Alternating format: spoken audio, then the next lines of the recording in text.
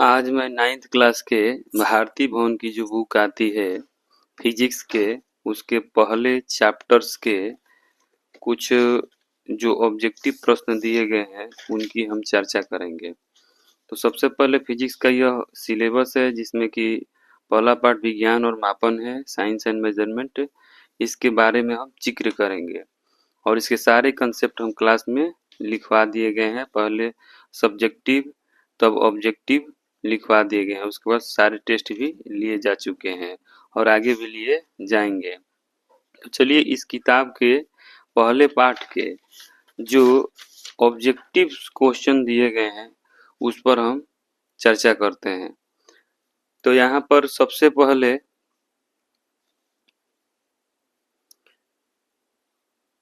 ये सब सारे न्यूमेरिकल्स क्वेश्चंस हैं जिसमें कि सेल्सियस, फ़ारेनहाइट, रिमर और केल्विन पर प्रश्न दिए गए होते हैं।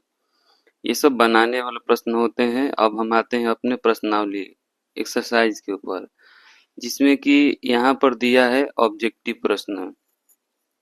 ऑब्जेक्टिव बेस्ड क्वेश्चन है, इस पर हम गौर करते हैं और मात्र इस भारती भवन के बुक्स में 5 ही पहले पार्ट में ऑब्जेक्टिव प्रश्न दिए हैं, लेकिन इससे ज़्यादा मैंने क्लास में पढ़ाए हैं और उसका नोट्स भी बनवाए हैं। तो चलिए हम इसका भी रिवीजन कर लेते हैं। तो पहला प्रश्न दिया हुआ है कि मापन मुख्य रूप से एक प्रक्रिया है जिसमें क्या किया जाता है। तो मापन एक मुख्य रूप से प्रक्रिया है जिसमें कि हम लोग तुलना करने के बारे में स्टडी करते हैं। मैंने कोई भी 2 यूनिट दिया रहता है उसके बारे में हम लोग कंपेयर करते हैं। वही कंपेयर एक प्रोसेस में कन्वर्ट होता है।